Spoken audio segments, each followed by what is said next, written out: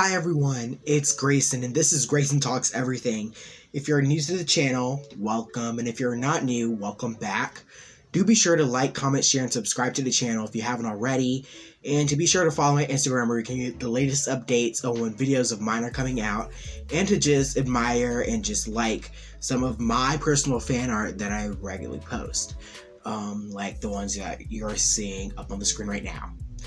Alright, let's get into it. Today we are going to be talking about the season finale of The Falcon and the Winter Soldier, breaking down every little detail and breaking down the ending and what it means for the rest of Phase 4 and what it means for Captain America 4 that has been recently confirmed yesterday morning when you're getting this, which will have Sam Wilson's Captain America. So, it's all very exciting. I'm so excited to break it down with you guys.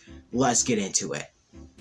While not at the same level, but like WandaVision, we did get a softer ending to the overarching storyline in The Falcon and the Winter Soldier than we expected it to.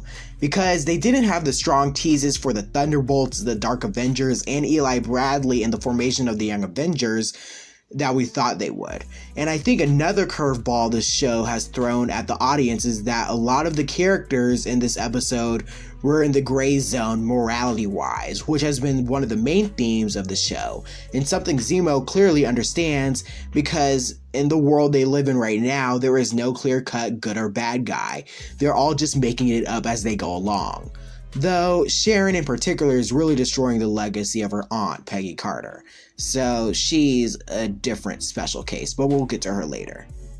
Overall, I think this episode did the bold and correct choice of mainly establishing Sam as Captain America, and why it's so important that he takes up the mantle, which is what the entire show has been about. And he gives a very important yet divisive speech at the end, because I can tell some people are going to be really upset by his hard truths, which he even addressed in the speech.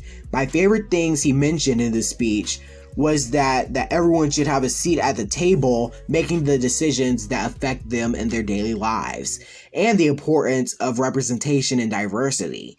I also like that Sam is a positive representation / voice for change rather than a more divisive one, like Carly Morgenthau was. I also like that he acknowledges and accepts that some people just won't ever see him as a true Captain America. And then he has this amazing line where he says, "The only power I have is that I believe we can do better." I just think that was an incredible speech that worked with his equally incredible new Captain America suit. It was so good. It was ripped straight from the comics. I love the suit. Overall, I love the finale, I love the show, and I'm impatiently waiting for Captain America 4. So let's break it all down. The highlight of The Falcon and the Winter Soldier episode 6 was undoubtedly Sam Wilson taking flight as the new Captain America. The costume is heavily based on the one he wore when he suited up as Captain America in the comics, although the gloves have been replaced with gauntlets and the logo on his chest has been simplified a little to make it cleaner and more effective. The belt follows the same pattern but isn't as eye-catching as the comics was, which has a design element that's always seemed a little odd. Meanwhile, the new Falcon wings may be a little Wakandan tech, but they follow the same pattern as the traditional MCU Falcon wings. They stretch out, giving Sam an impressive wingspan in contrast with the comic book version, which are underarm. Note that the Wakandan tech appears to have boosted Sam Wilson significantly. His visor has been improved with a sensor technology that allows him to track heat trails from fleeing enemies, and his new Red Wing has been supplemented with additional drones of some kind. The gauntlet appears to be practical, helping him cushion his arms from the kinetic impact of catching a heavy object moving at a high velocity. And it looks as though those wings may actually be made of vibranium, given the impacts they take in episode 6.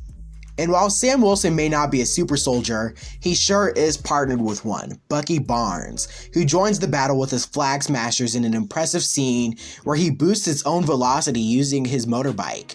This move is actually a very familiar one in the MCU, reminiscent of a familiar scene in Captain America the Winter Soldier, in which Steve Rogers refused to let his shield Quinjet slow him down.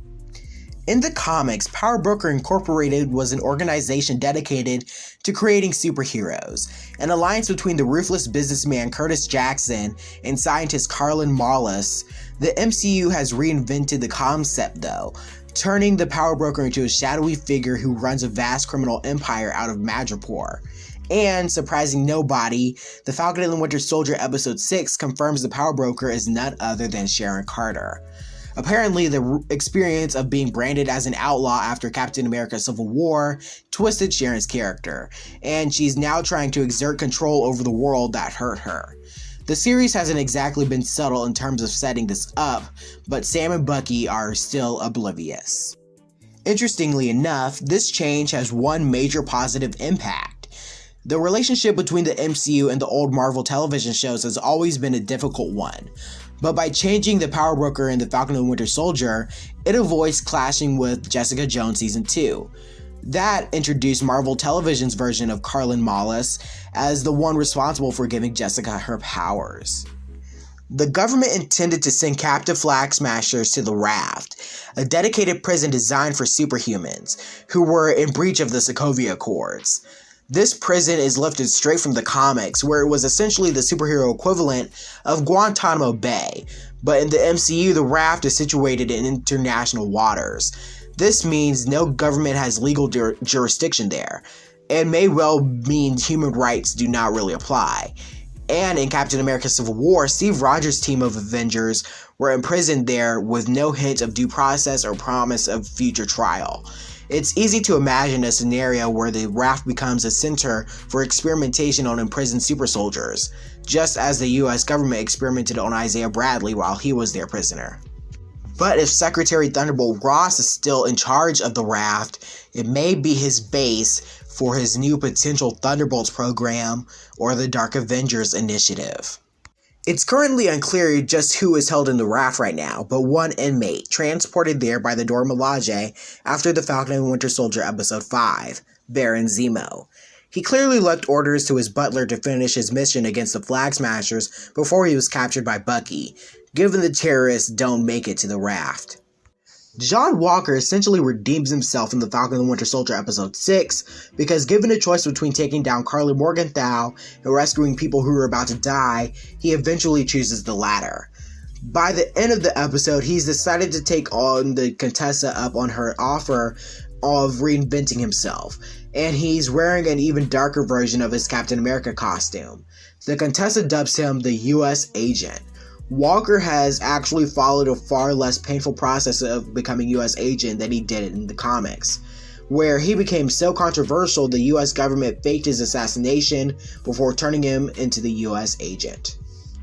Sam Wilson takes Isaiah Bradley and his grandson Elijah to the Captain America exhibit at the Smithsonian Institution. They walk through exactly the same part of the exhibit viewers saw in the Falcon and Winter Soldier episode 1, probably indicating the limits of the set Marvel constructed. One extra detail is visible, a shattered Avengers logo reminiscent of the one Marvel used in the marketing of Avengers Endgame. In-universe, it's most likely this was in reference to Avengers breaking up over the Sokovia Accords. Sam reveals there's a new section to the Smithsonian Institution exhibit, one dedicated to the super soldier experiments conducted in the 1950s and to the heroism of Isaiah Bradley. It's accompanied with photographs of the 332nd Expeditionary Operations Group. There's a plank summarizing Isaiah's story. The summary states, Isaiah Bradley is an American hero whose name went unknown for too long. Isaiah was one of a dozen African American soldiers who were recruited against their will and without their consent for participating in human testing in pursuit of the super soldier serum. Most did not survive. The few who lived through this testing were sent on secret missions during the Korean War though. During the conflict, against all odds, Isaiah Bradley rescued his fellow soldiers and 28 other POWs behind enemy lines. Ever fearful of the ramifications of a black super soldier, some individuals in the government tried to erase Isaiah's story from history. His family was given a falsified death certificate, and for decades his truth of his unflinching bravery was buried. Steve Rogers may have been a super soldier, but his true power lay in his ability to inspire others. Sam's actions in the Falcon and the Winter Soldier episode 6 confirms he's right as the new Captain America. As his speech and subsequent actions both inspire change in the world around him, a speech from Sam Wilson accomplishes more to stop the forced resettlement program than all Karli Morgenthau's terrorist actions ever did. What's more, he inspired 2 potential new superheroes in the MCU as well. When he gives his speech, we see a brief glimpse at his friend Joaquin Torres, the second Falcon in the comics, listening, while Elijah Bradley is sure to soon suit up as Patriot for the Young Avengers. The new Captain America clearly has a great deal of influence, and Sam is able to arrange a full pardon for Sharon Carter, who resumes working for the CIA. Her great aunt Peggy is referenced during this key scene as the US government recognizes the Carter's family history of heroism and service.